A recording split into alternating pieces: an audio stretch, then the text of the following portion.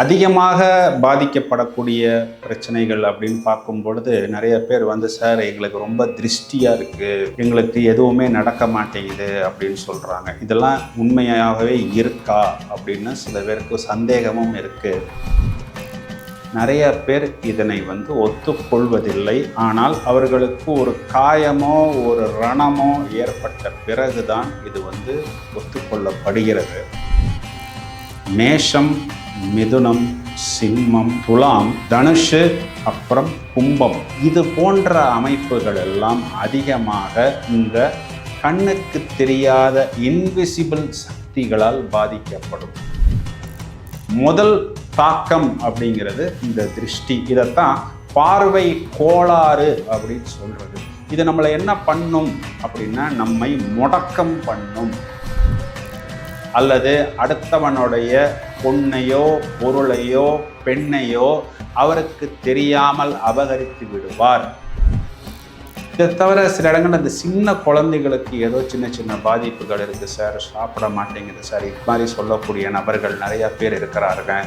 இவங்கெல்லாம் இந்த இஸ்லாமியர்கள் ஜபம் செய்யும் பொழுது, அவர்கள் வந்து நமாஸ் செய்து விட்டு வரும் பொழுது நிறைய இடங்கள் அந்த குருமார்கள்ட்ட கொடுத்தா கூட அவர்கள் கூட ஒரு அன்பாக, ஹாய் எவ்ரிவன், இந்த பதிவின் மூலம் சில முக்கியமான விஷயங்கள், நாம் சந்தித்த பலவிதமான பிரச்சனைகள், அந்த பிரச்சனைகளுக்கு என்ன தீர்வு அப்படின்னு பல பேர் என்னிடம் கேட்கிறார்கள்.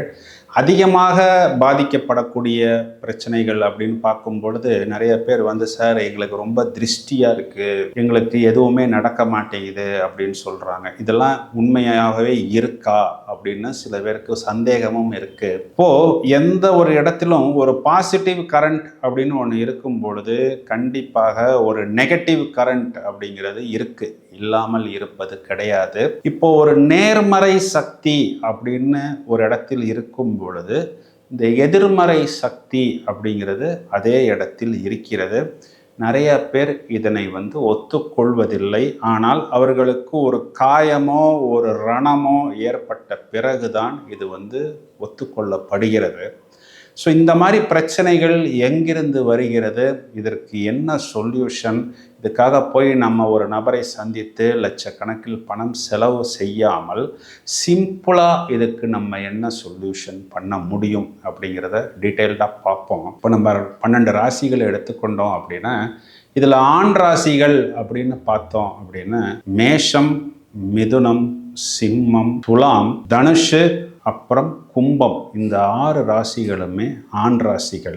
இப்போ மேஷத்தில் வந்து பார்த்தோம்னா கேது நட்சத்திரம் வரும், மிதுனத்தில் ராகுவின் நட்சத்திரமான திருவாதிரை வருகிறது, சிம்மத்தில் வந்து பார்த்தோம்னா மகம் நட்சத்திரம் வரும், துலா ராசியில் நாம் பார்த்தோம்னா ராகுவின் நட்சத்திரம் வரும், தனுஷில் பார்த்தோம் அப்படின்னா இங்கே வந்து மூல நட்சத்திரம் கேதுவின் நட்சத்திரம் வரும். இதையும் தவிர வந்து நமக்கு கும்பத்தில் ராகுவின் சதய நட்சத்திரம் வருகிறது. அப்போது ஜனனகால ஜாதகத்தில் நவ கிரகங்கள் ப்ளஸ் லக்ன புள்ளின்னு சொல்கிறோம் பார்த்தீங்களா, அதையும் ஒரு கணக்காக எடுத்துக்கொள்வோம். இப்போது இந்த 9 கிரகங்கள் ப்ளஸ் இந்த லக்ன புள்ளி, இப்போ மொத்தம் 10 விஷயங்கள் வருகிறது. இப்போ இந்த 10 விஷயங்களும் இப்பொழுது நான் சொன்ன இந்த ராகு கேது நட்சத்திரங்களில் அதிகமாக இடம் பெற்றிருக்கும் பொழுது, ஒரு எக்ஸாம்பிளுக்கு சொல்லலாம். இப்போது ஜனனகால ஜாதகத்தில் ராகுவின் சாரத்தில், அதாவது கும்பத்தில் சதயத்தில் குரு பகவான் நிற்கிறார். சூரியன், புதன், சுக்கிரன் முறையா இந்த 3 கிரகங்களுமே சிம்மத்தில் சூரியனும் புதனும் கேதுவின் சாரம் மகத்தில் நிற்க, சுக்கிரன் என்பவர் இங்கு துலாத்தில் ராகுவின் சாரத்தில் நிற்க, லக்ன புள்ளி என்பது மேஷத்தில் கேதுவின் சாரம் பெற்று, செவ்வாய் என்ற கிரகம் மிதுனத்தில் ராகு சாரம் பெற்றிருக்கும் பொழுது கிட்டத்தட்ட 10ல் 7 விஷயங்கள் ராகு கேதுவின் சாரத்தில் வருகிறது. இப்போ சந்திரன் என்பவர் ஒருவேளை நீங்கள் தனுசு ராசியில் மூல நட்சத்திரத்தில் இடம் பெற்றிருக்கிறது என்று வைத்துக் கொள்வோம். இது போன்ற அமைப்புகள் எல்லாம் அதிகமாக இந்த கண்ணுக்கு தெரியாத இன்விசிபிள் சக்திகளால் பாதிக்கப்படும். இதில் 2 நிலைகள் இருக்குது.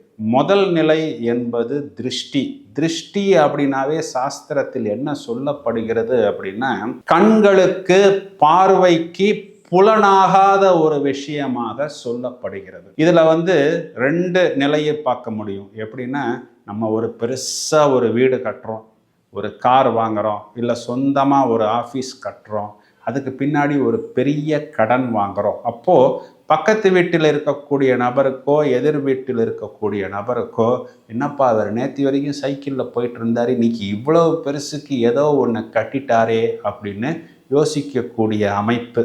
நம்ம இங்கே பெருசாக ஒரு கடன் வாங்கி இந்த வீட்டை வைத்துத்தான் நம்ம வீட்டில் இருக்கக்கூடிய குழந்தைகளுக்கு ஒரு சுபகாரியம் பண்ணுறது. அப்பொழுது தான் வரக்கூடிய நபர்களுக்கு நம்ம ஒரு நல்ல ஒரு வாழ்க்கை ஸ்டேட்டஸில் இருக்கிறதா காமிக்கிறதுக்காக நம்ம இதெல்லாம் பண்ணியிருக்கோம் அப்படிங்கிறத அவர்கள் உணர மாட்டார்கள். அவங்க வீட்டில் அதிகமாக படித்த ஒரு பெண்ணோ இல்லை நல்ல தேஜஸில் இருக்கக்கூடிய ஒரு பெண்ணோ திருமணத்துக்காக காத்திருக்கும். அவர்களுக்கு அந்த வாய்ப்புங்கிறது கிடைத்திருக்காது. நமக்கு இப்படி ஒரு வாய்ப்பு கிடைத்து விட்டதே அப்படின்னு பார்வையிலேயே அந்த பிளாக் ஐ அப்படின்னு சொல்லுவாங்க. நம்மை பார்க்கும் பொழுது அந்த பார்வையிலேயே நெருப்பாக நம்மை பார்ப்பதுன்னு சொல்றோம் பார்த்தீங்களா, இதைத்தான் திருஷ்டி அப்படின்னு சொல்வது. அப்போ இது ஃபர்ஸ்ட் லெவல், முதல் தாக்கம் அப்படிங்கிறது இந்த திருஷ்டி. இதைத்தான் பார்வை கோளாறு அப்படின்னு சொல்றது. இது நம்மளை என்ன பண்ணும் அப்படின்னா, நம்மை முடக்கம் பண்ணும், நமக்கு எந்த ஒரு விஷயங்களும் ஒட்டாமல். இது ஃபர்ஸ்ட் ட்ரீட்மெண்ட். இதுக்கு அடுத்த ஸ்டேஜ் என்ன அப்படின்னா, இதுதான் பாதிப்பு. பாதிப்பு அப்படிங்கிறது மாந்திரீகம்னு சொல்லலாம், செய்வினைன்னு சொல்லலாம், இல்லை பில்லி சூன்யம் அப்படிங்கிற மாதிரியும் சொல்லலாம். இதெல்லாம் எங்கு ஏற்படுகிறது அப்படின்னா, இப்போ ஒரு குடும்ப சொத்து இருக்கும், அது ஒரு பெரிய சொத்தாக இருக்கும். அந்த சொத்துங்கிறது ரெண்டு நபருக்கு பிரிக்கப்பட வேண்டிய ஒரு சூழ்நிலையாக இருக்கும். அப்போது ஒரு நபர் என்ன பண்ணுவார், முழு சொத்தையும் தான் அனுபவிக்க வேண்டும் அப்படிங்கிற ஒரு காரணத்தினால் அடுத்த நபருக்கு அந்த சொத்தை கொடுக்க விடாமல் இவரை அபகரித்து விடுவார். அல்லது அடுத்தவனுடைய பொன்னையோ பொருளையோ பெண்ணையோ அவருக்கு தெரியாமல் அபகரித்து விடுவார். அடுத்தவரை பார்ட்னராக வைத்து கொண்டு அந்த கம்பெனியில் ஒரு பெரிய ப்ராஃபிட் வந்திருக்கும், வர வேண்டிய ப்ராஃபிட்டில் 50-50 கொடுக்க வேண்டிய ஒரு சூழ்நிலை ஏற்படும். அப்போது அந்த ப்ராஃபிட்டை அவருக்கு கொடுக்காமல் இவரே முழுவதுமாக அபகரித்து விடுவார். இந்த மாதிரியான சூழ்நிலைகள் எல்லாமே கண்டிப்பாக இந்த கண்ணுக்கு தெரியாத ஒரு இன்விசிபிளான தாக்குதலை ஏற்படுத்தும். 2 ஸ்டேஜ் கொடுத்துருக்குறோம். முதல் ஸ்டேஜுங்கிறது சின்ன சின்ன விஷயம். என்னுடைய கார் பார்க்கிங்கில் நீ உன்னுடைய காரை கொண்டு நிப்பாட்டிட்ட, இதனால் ஒரு பிரச்சனை ஏற்படுவது. அல்லது என் வீட்டுக்கு வர்றதுக்கு நீ வழி கொடுக்காமல் அந்த இடத்த நீ பிளாக் பண்ணிட்ட, இதனால் பிரச்சனை ஏற்படுவது. இதெல்லாம் ஒரு டெம்பரவரி ஃபைட்டு. அந்த ஃபைட்டு முடிந்ததற்கு பிறகு அவர் யாரோ நம்ம யாரோ என்று ஒதுங்கி போவது ஃபர்ஸ்ட் லெவல். இதுதான் திருஷ்டி கோளாறுன்னு சொல்கிறோம். அடுத்த லெவல் அப்படிங்கிறது நான் சொல்வது போல் ஒரு சொத்தை அபகரித்து கொள்வது, பார்ட்னருக்கு செட்டில்மெண்ட் பண்ணாமல் விடுவது, அடுத்தவருடைய பொன் பொருள் பூமி பெண் இது போன்ற விஷயங்களை அபகரித்து கொள்வது, அந்த பெண்ணுக்கு ஒரு வாய்ப்பு தருகிறேன் அப்படின்னு சொல்லி பல விதங்களில் அந்த பெண்ணை உபயோகித்து விட்டு பிறகு வாய்ப்பு கொடுக்காமல் நிராகரித்து விடுவது. அது ஒரு வேலை வாய்ப்பாக இருக்கலாம், அல்லது ஒரு திரைப்பட துறையாக இருக்கலாம், அல்லது ஒரு வெளிநாட்டு வாய்ப்பாக இருக்கலாம். ஸோ இந்த மாதிரியான ஒரு தவறுகளை அந்த நபர் செய்யும் பொழுது இது தவறு என்று தெரிந்து செய்கிறார். இந்த தவறுகள் மூலம் எனக்கு ஒரு பிரச்சனை அல்லது ஒரு தண்டனை வரும் என்று அவர் யூகம் செய்ய மறுக்கிறார்.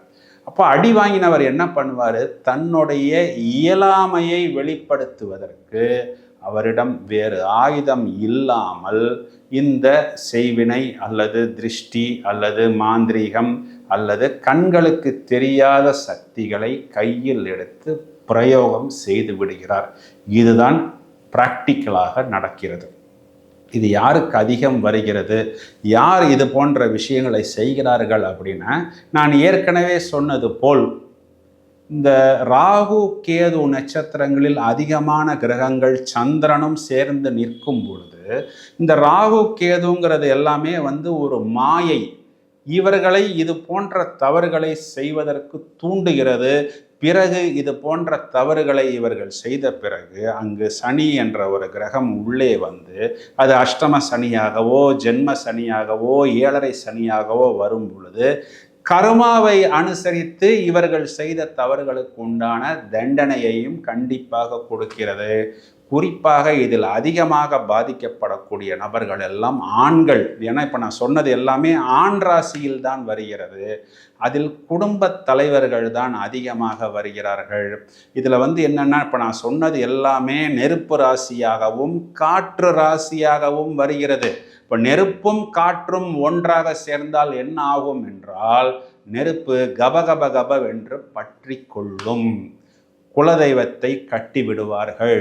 நீங்கள் எந்த தெய்வத்தை போய் வழிபட்டாலும் அதற்கு உண்டான ஒரு பலன் உங்களுக்கு கண்டிப்பாக கிடைக்காது. இப்போ இந்த மாதிரி வந்துருச்சு அப்படின்னா எல்லாமே முடக்கமாயிடும். அதனால்தான் அதை சூன்யம் அப்படின்னு சொல்கிறாங்க. சூன்யம்னா மைண்டே ஜீரோ ஆயிடும், சாப்பிட பிடிக்காது, கால் வலி வரும், முதுகுத்தண்டில் வலி வரும். காலையில் எழுந்து நம்மளுடைய முகத்தை போய் நாம் கண்ணாடியில் பார்த்தால் நமது முகம் ஒரு கார்ட்டூன் போல் நமக்கு தெரியும். இரவு நேரத்தில் நடுவிரவில் கண்ணாடியில் நமது முகத்தை பார்த்தால் ஒரு கோரமான தோற்றமும் ஒரு பயமும் நமக்கு தெரியும்.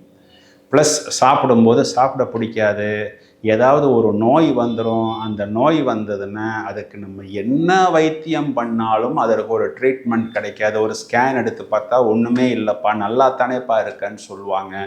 ஆனால் எவ்வளவு மருந்து சாப்பிட்டாலும் எவ்வளவு ஸ்கேன் செய்தாலும் அந்த இடம் இயங்காது. அது எந்த இடம் அப்படிங்கிறது ஜாதகத்தை வைத்துத்தான் முடிவு செய்ய முடியும். குறிப்பாக ஜாதகத்தில் செவ்வாய் ராகு சேர்க்கை எல்லாம் இருந்ததுன்னா இந்த மாதிரி அமைப்புகள் அதிகமாக இருக்கும். சார் நீங்கள் சொன்ன பாயிண்ட் எல்லாமே மேட்ச் ஆகுது, நான் ஃபஸ்ட்டு இதெல்லாம் ஒத்துக்கலை, ஆனால் எல்லாமே பிளாக் ஆயிடுச்சு, சாப்பிட்ணுன்னு தோணுது, சாப்பிட்ட மாதிரியே இல்லை, எங்கள் வீட்டுக்குள்ளே வந்தால் தான் சார் எனக்கு பிரச்சனை, நான் வெளியில் போனால் நல்லா தான் சார் இருக்கேன், தொடர்ச்சியாக பிரச்சனை வந்துக்கிட்டு இருக்கு சார், வீட்டில் இருந்தால் கோபம் வருது, திட்டுறேன், பிறகு நான் ஏன் கோபப்படுறேன்னு எனக்கே தெரியல, எல்லாருமே என்ன சொல்கிறாங்க, முதல்லலாம் நீ அவ்வளோ கோபப்பட மாட்டியப்பா, ஏன்ப்பா திடீர்னு இப்படி எரிஞ்சு விழுகிற அப்படின்னு சொல்கிறாங்க. எனக்கே ஒரு மாதிரி மூட் அவுட்டாக இருக்குது, டிப்ரெஷனாக இருக்குது. சில பேர் என்னைய போய் மனநல மருத்துவரை போய் பார்க்க சொல்கிறாங்க, அவர் ஏதாவது டேப்லெட் கொடுத்து என்னை மொத்தமாக தூங்க வச்சிருவாரோ அப்படின்னு எனக்கு பயமாக இருக்குது. ஆனால் ட்ரீட்மெண்ட்டுங்கிறதும் கண்டிப்பாக நான் எடுத்துக்கிட்டு தான் சார் ஆகணும். இதை தவிர என்ன சார் இதுக்கு சொல்யூஷன் அப்படின்னா, முதலில் நீங்கள் ஒரு தவறு செய்தால் நீங்கள் செய்தது தவறு என்பதை நீங்கள் உணர வேண்டும். பிறகு நீங்கள் என்ன தவறு செய்தீர்களோ அந்த தவறை நீங்கள் இனிமேல் திருப்பி செய்யக்கூடாது. இந்த மாதிரி ஒரு பாசிட்டிவாக நீங்கள் யோசித்தால்தான் நல்ல தெய்வங்களும் நல்ல தேவதைகளும் உங்களுக்கு உதவும், உங்களை நல்வழிப்படுத்தும். நான் தவறு செஞ்சுக்கிட்டே இருப்பேன் சார், ஆனால் எனக்கு சொல்யூஷன் கொடுங்கன்னா எந்த குருமார்களும் உங்களுக்கு சொல்யூஷன் கொடுக்க மாட்டார்கள், எந்த தெய்வ சக்தியின் அனுக்கிரகமும் உங்களுக்கு கிடைக்காது. ஸோ முதல் கண்டிஷன், நீங்கள் உங்களது தவறை உணர வேண்டும். இனி வாழ்வில் தவறு செய்யக்கூடாது அப்படின்னா ஒரு குருமுகமாக நாங்கள் சொல்லக்கூடிய இந்த பரிகாரம் உங்களுக்கு கை கொடுக்கும்.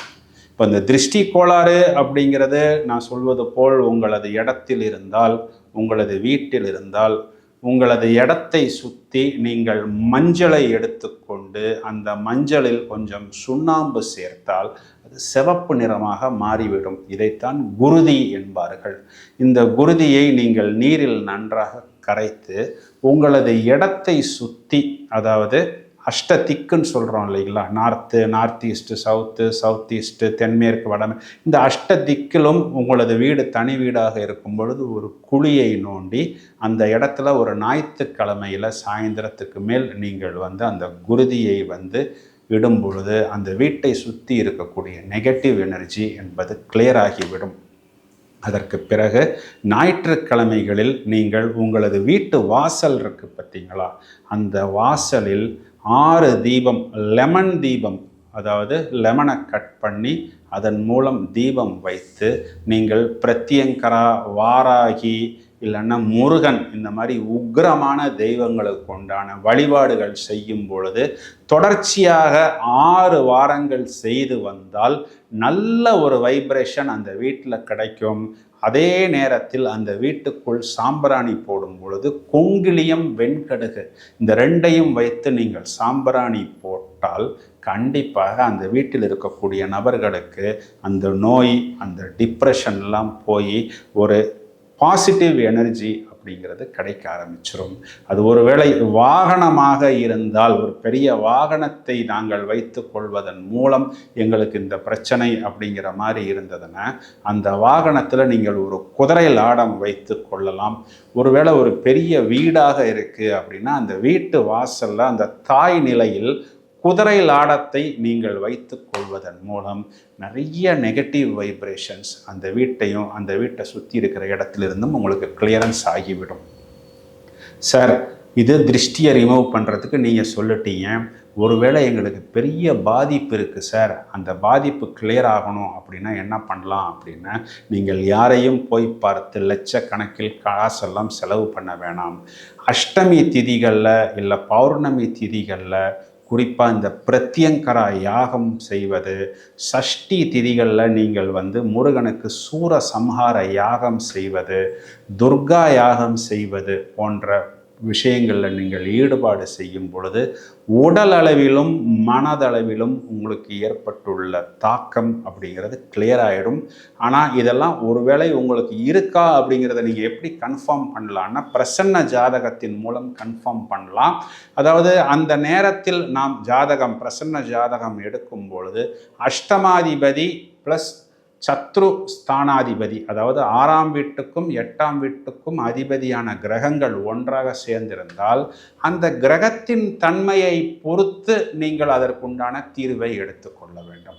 அப்போ அந்த கிரகம் ஒருவேளை செவ்வாயாக இருந்தால் நீங்கள் முருகனுக்கு சூரசம்ஹார யாகம் செய்து கொள்ளுங்கள்.